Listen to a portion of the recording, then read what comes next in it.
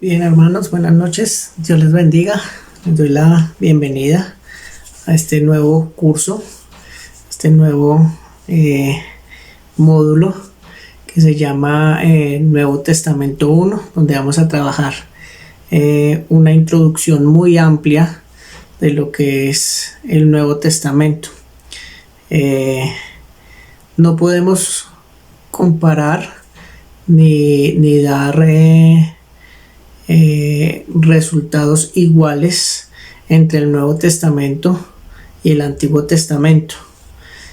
Vamos a aprender allí algunos asuntos muy relevantes en la introducción, asuntos que como en alguna ocasión lo dije en Antiguo Testamento, quizás romperán algunos paradigmas que tradicionalmente se enseñan en las congregaciones, pero que yo creo que a estas alturas del IVIVA usted ya ha superado algunos. Muy seguramente usted todavía se encuentra estando a prueba en algo otros, pero lo importante aquí es aplicar lo que el Señor nos enseña en su bendita palabra, de tomar lo bueno, quedarnos con lo bueno e ir desechando aquellas cosas que consideremos no son tan buenas. Igual la idea de este taller, de este curso del IVIVA, es que usted amplíe su conocimiento y que en un momento determinado usted pueda llegar a tomar decisiones trascendentales en su vida, como el liderazgo, el servicio a nuestro buen Dios, que es primordial. Para eso usted está aquí en el IVIVA.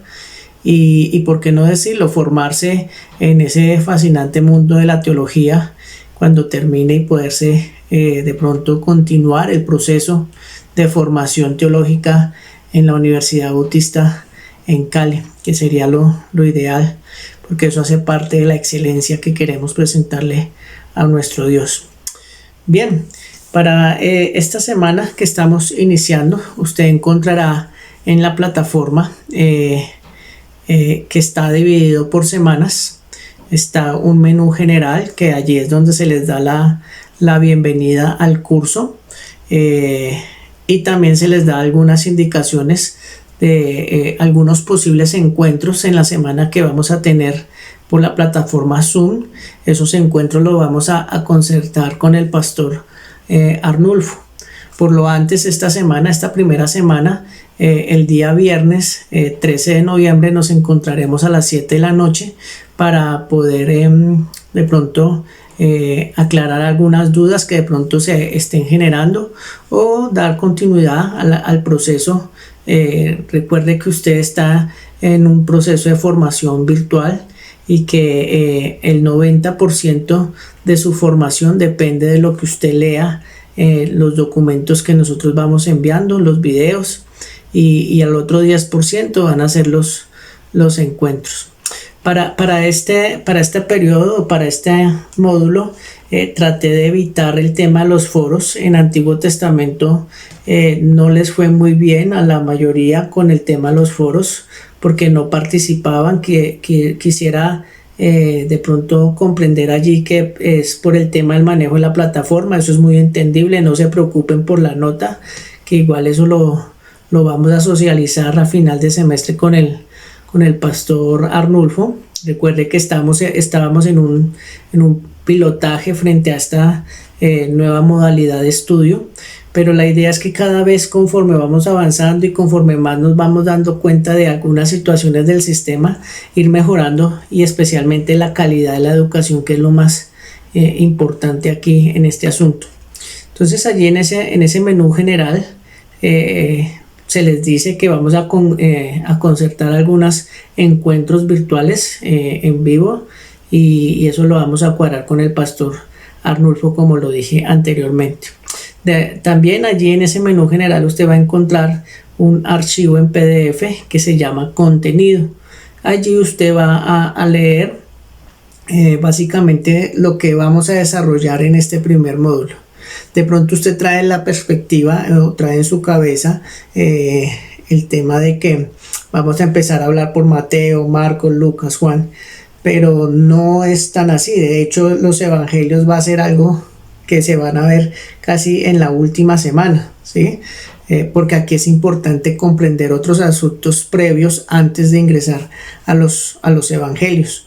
Entonces, en ese orden de ideas, allí en ese link de contenido que usted lo debe leer, se va a dar cuenta más o menos cómo vamos a desarrollar este módulo del Nuevo Testamento 1.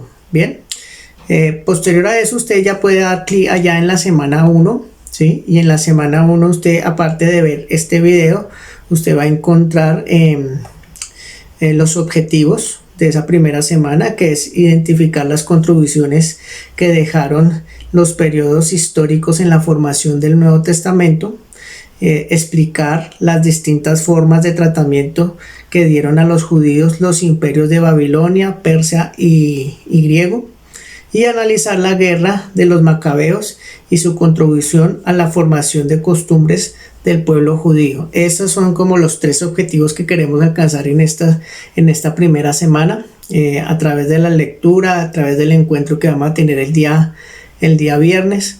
La idea es que usted muy seriamente haga las lecturas que allí se están dejando. Son 3 lecturas, las 3 lecturas son relativamente cortas, no son muy largas.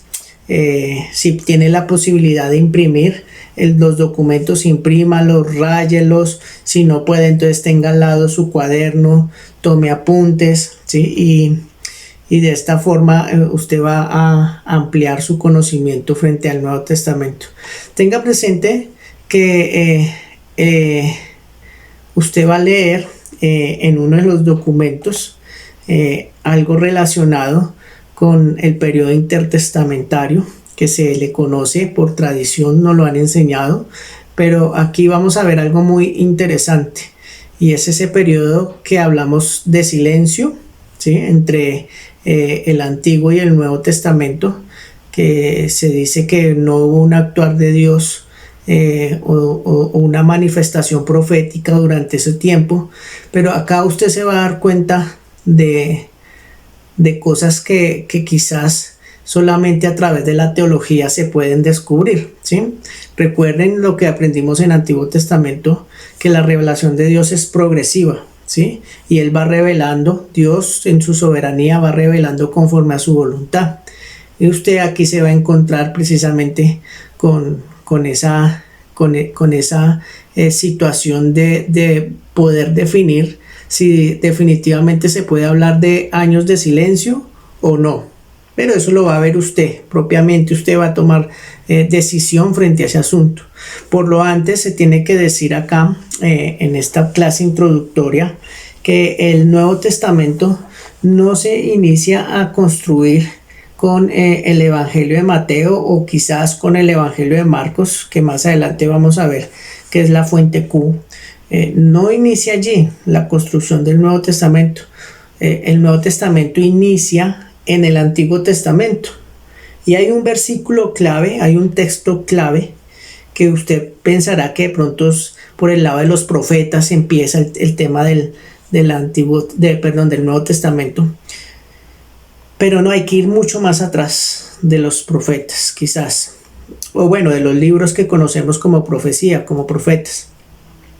Tenemos que ir precisamente al Segundo de Reyes, capítulo 4, versículo 10 al 17, con la historia de los personajes que aparecen allí, que usted va a verificarlos allí en la Biblia.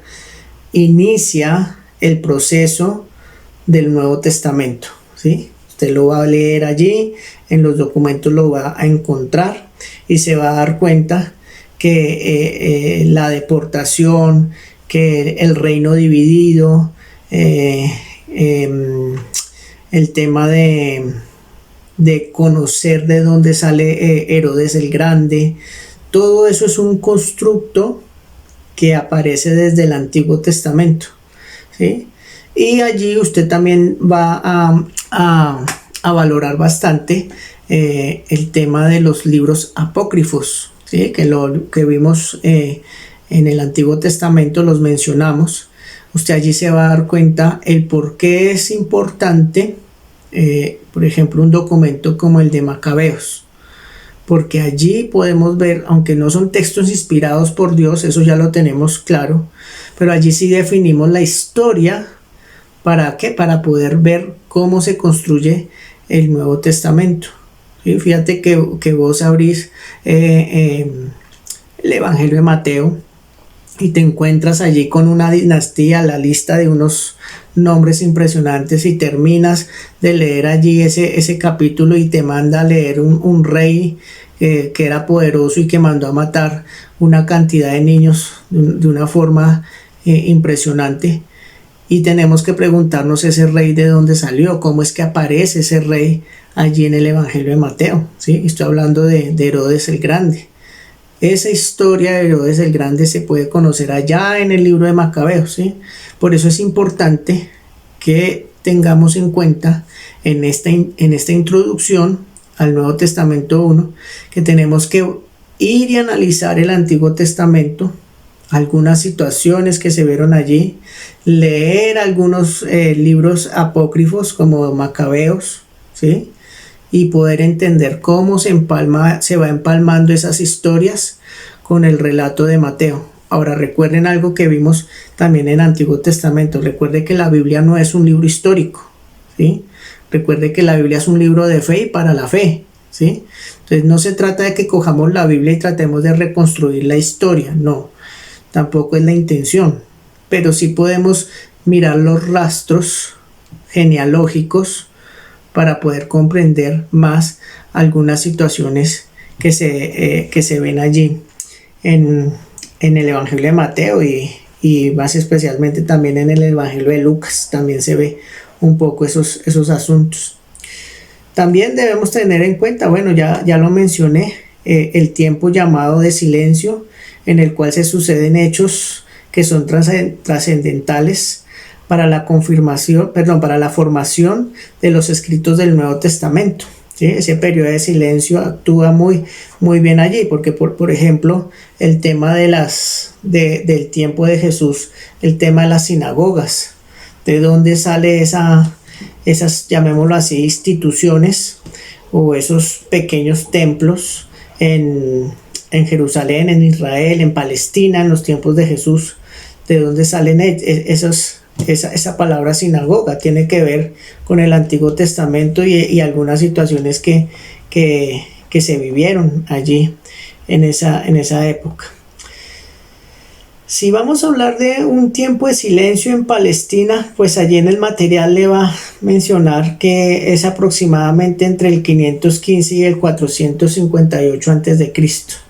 Ahí se podría hablar de un pequeño periodo de silencio, llamémoslo así, pero allí, como lo menciono en el material, va a encontrar esos elementos, ¿sí? Y obviamente allá usted va a tener que leer a Nehemías, a Esdras, y qué hicieron ellos dos. Se habla de ellos como reformadores, pero tenemos que establecer muy bien Nehemías que reformó y Esdras que reformó, ¿sí? De dónde aparecen, por ejemplo, los escribas, ¿sí? Usted va a leerlo allí y va a entender, y cuando usted lea la palabra escriba en el Nuevo Testamento, pues va a comprender que esos escribas tienen su origen en el Antiguo Testamento y que Esdras tuvo mucho que ver en formar ese equipo de escribas que perduraron por mucho tiempo allí en Palestina. También tendremos que mirar el tema de la reconstrucción del templo, ¿sí? Recuerden que Babilonia y Nabucodonosor en ese entonces deciden destruir el templo por una revuelta que se estaba formando, y usted va a leer esa historia allí y se va a dar cuenta que Herodes el Grande tiene mucho que ver en la reconstrucción del templo que Jesús va a conocer, ¿sí? Entonces allí vamos a tener ese asunto.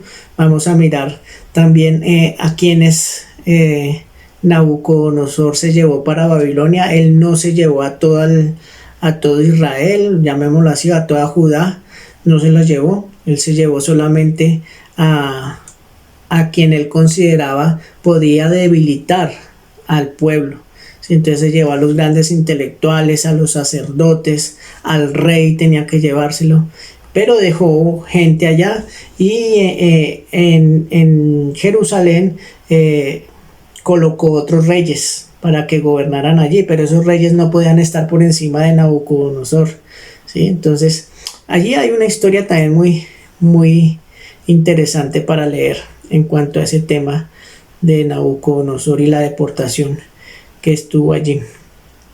Sin duda alguna vamos a tener que establecer, por ejemplo, quién fue el padre de Herodes el Grande. Allí también lo va a leer. A quienes dejó Nabucodonosor allá en Judá. Dejó a un capitán, pero antes del capitán había dejado a un familiar allí, y el familiar quiso sitiar, quiso invadir, quiso ir en contra del rey, y Nabucodonosor lo que hace es escogerlo, matarlo delante mata a su familia y lo deja ciego, y en reemplazo de este rey va a poner allí a otro que va a ser un general que va a controlar allí el asunto en Judá durante la época de la deportación. Vamos a pensarnos, o vamos a reflexionar el tiempo de los macabeos, la revolución, porque inicia, y básicamente inicia porque le piden al sacerdote, a Matatías, le piden que debe sacrificar un cerdo en el templo, y este decide matar unos soldados y se escapa, y resulta que por allá en el cautiverio él resulta haciendo un ejército, y por allí va empezando el tema de la revolución. Aparecen, llamémoslo así, los primeros guerrilleros de la época antes del Nuevo Testamento, llamémoslo así, y por ahí empiezan a salir los llamados celotes, ¿sí?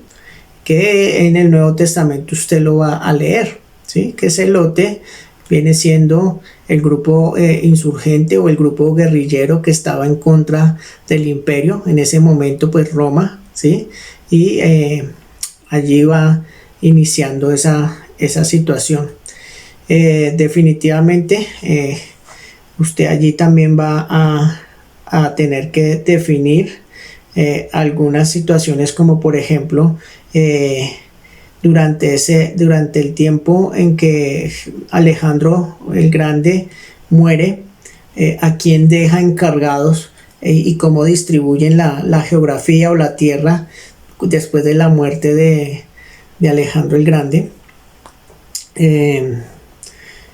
Y allí en ese periodo que es de los persas aparece la traducción del hebreo al griego, que conocemos como la Septuaginta, ¿sí? Alejandro el Grande distribuye el reino y lo entrega a unas personas, pero hay un grupo especial que se queda, llamémoslo, gobernando en Judá, ¿sí?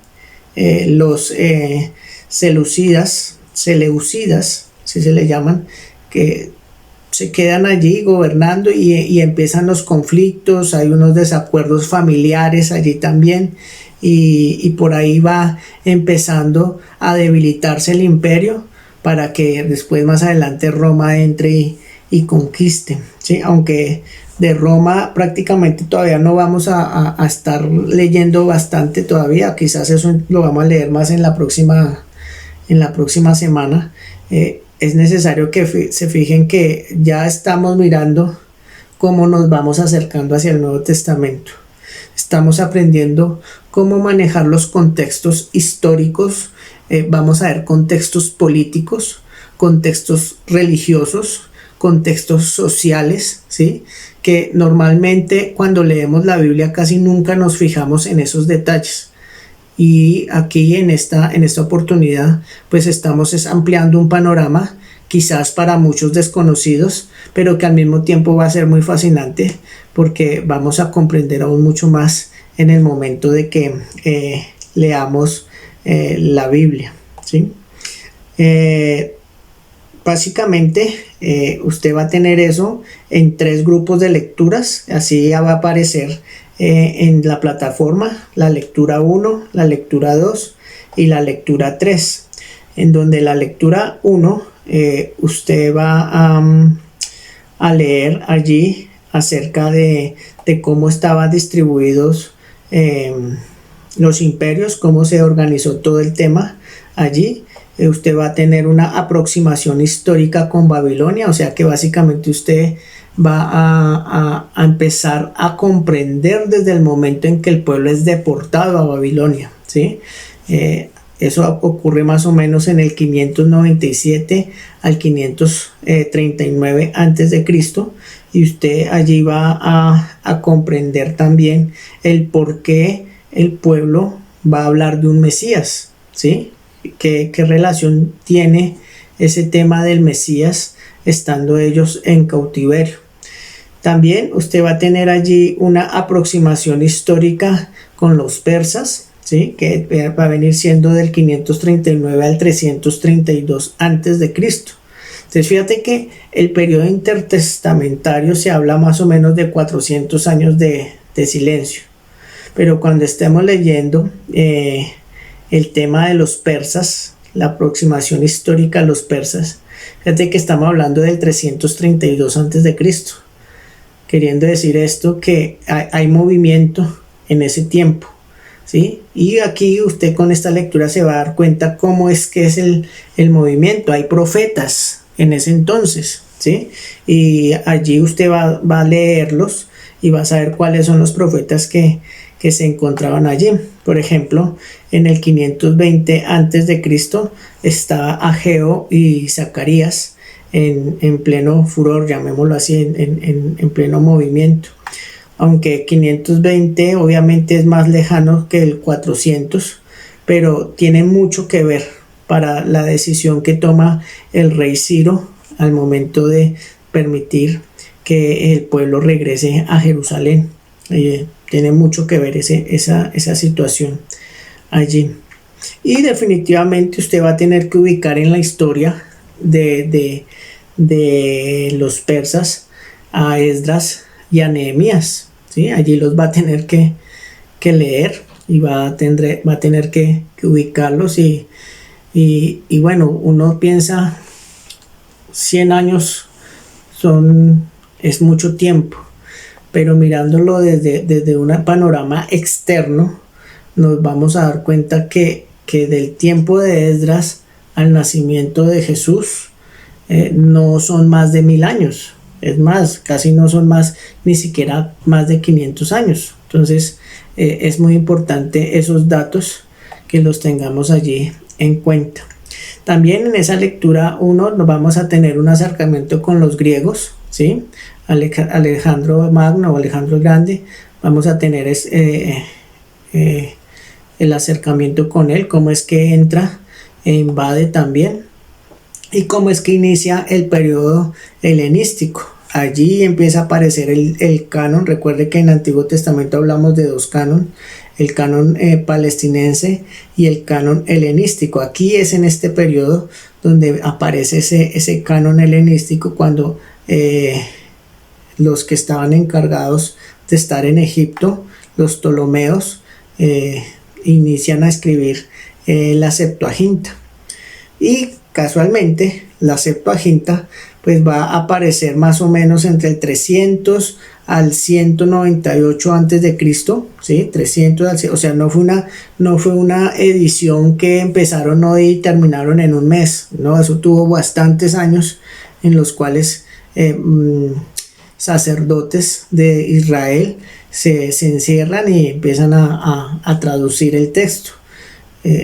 Es por eso que allí tampoco no se puede hablar de silencio, porque obviamente quien se encargó de cuidar esa situación de la traducción, pues es el mismo Dios, que es quien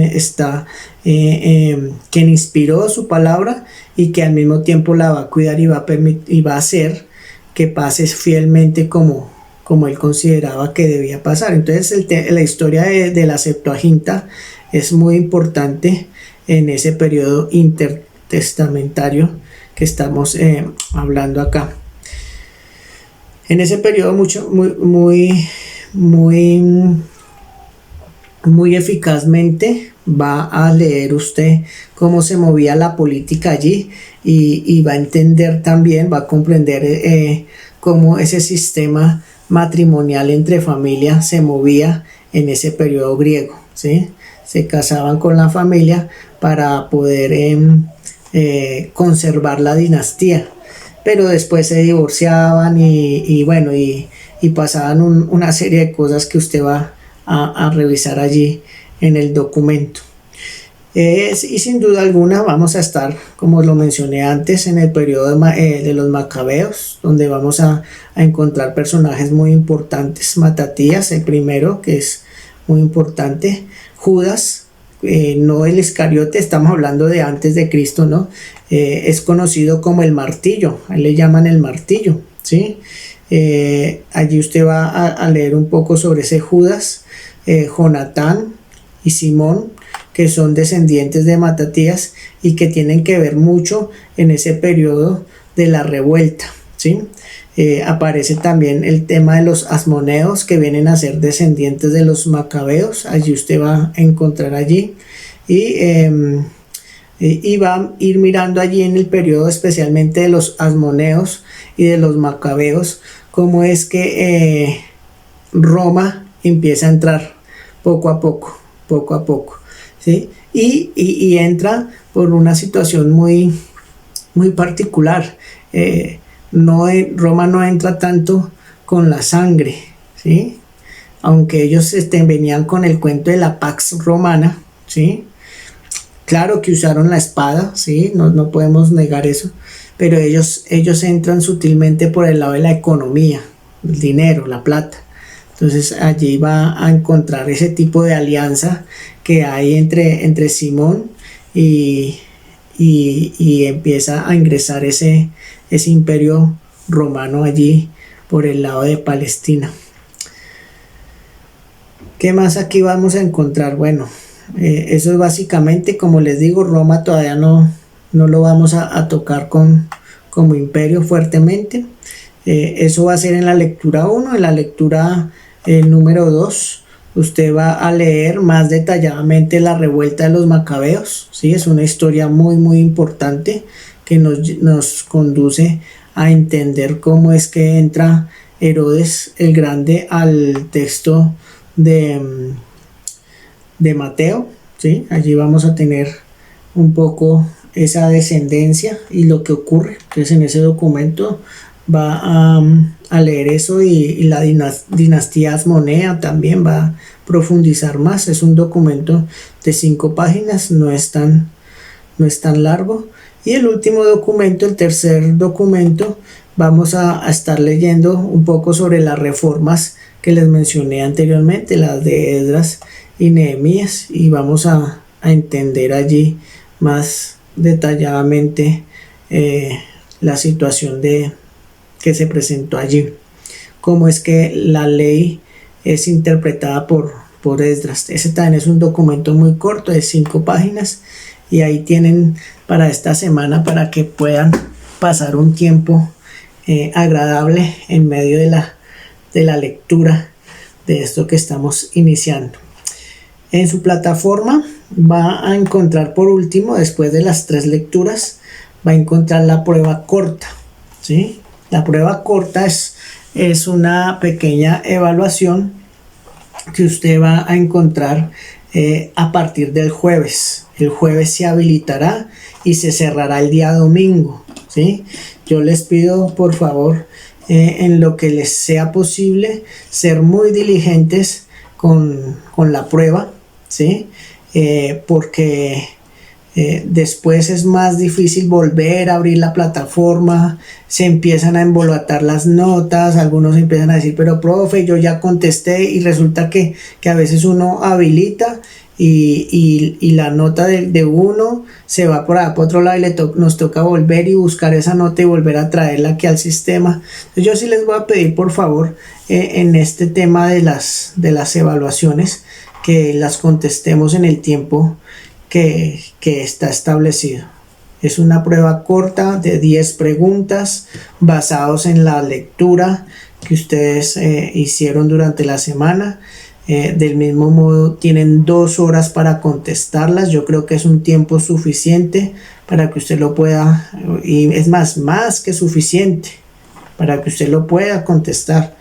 Y recuerde que cuando se cumplan las 2 horas, el sistema automáticamente le va a cerrar. Le cierra y ya. Y por ejemplo, si son las 11:59 del día domingo y usted solamente contestó 3 preguntas, pues solamente se le van a ir 3 preguntas. Ya ahí no se le podría habilitar más.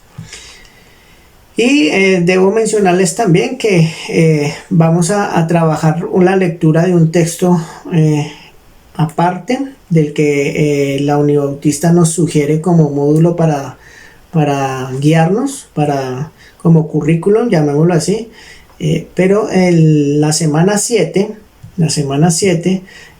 voy a tratar de dejarla habilitada desde el principio con el libro que vamos a leer, ¿sí? Todavía no he determinado si vamos a hacer un ensayo o no, pero esto debido a que Viva tiene aproximadamente 80 estudiantes. Entonces son 80 estudiantes donde si pido un ensayo como mínimo de 2 páginas, pues serían bastantes páginas las que tocaría leer, y el tiempo pues casi que no va a dar, porque vamos a terminar prácticamente casi que el 24 de diciembre, ¿no? Entonces no me va a quedar el tiempo para leerles, pero entonces voy a mirar cómo nos ingeniamos una forma. Igual si es un ensayo de 2 páginas, yo les ruego por favor que sea de 2 páginas, ¿sí? Porque en el ensayo de Antiguo Testamento hay quienes contestaron o hicieron su ensayo hasta de 5 páginas. Hubo un hermano o una hermana, no recuerdo si era hombre o mujer, me hizo un ensayo de 8 páginas, ¿sí?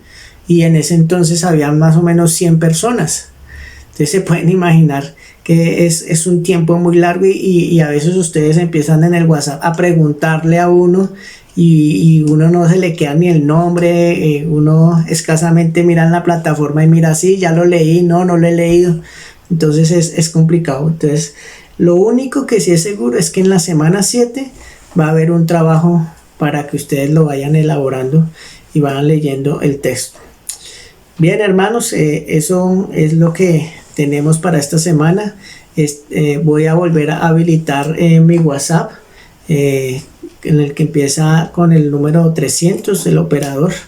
No digo nombre del operador para no hacer propaganda acá, pero voy a volverme a habilitar en el grupo para cuando tengan alguna duda, alguna situación, bien me pueden hacer la pregunta por allí, y en lo que esté a mi alcance, con mucho gusto poderles servir. Nos vemos el próximo viernes 13 de noviembre, los que puedan. Claro está, no es obligatorio, no llamamos a lista, igual intentamos grabar el video para que después lo puedan ver, y los que puedan estar, pues nos veremos el viernes para para ampliar más estos temas, dejarlos un poco más a través de una presentación visual, que eso nos ayuda mucho, y con el favor de Dios poder continuar aprendiendo. Dios les bendiga, mis hermanos, mis hermanas. Permítame orar por ustedes. Señor Dios, Padre Todopoderoso, gracias te damos, Señor, por el privilegio y la oportunidad que nos das una vez más de reencontrarnos, Señor, y en esta ocasión, Señor, poder aprender más de lo que tú a través de la historia hiciste y te manifestaste, Señor. Gracias por los documentos del Nuevo Testamento y lo que nos permites leer, Señor, y te agradecemos, Señor, porque nos estás preparando para comprenderlos aún más. Te alabamos y te glorificamos, y yo te pido por este grupo de estudiantes, Señor Dios, para que tú les bendigas, Señor, a sus familias, en medio de las situaciones que quizás estén viviendo, Dios. Permítenos, Dios, glorificarte y exaltarte a través de nuestros estudios, y dejamos todo lo que somos delante de ti, en el nombre precioso de tu Hijo Jesús. Amén. Dios les bendiga, mis hermanos, y que tengan una excelente semana.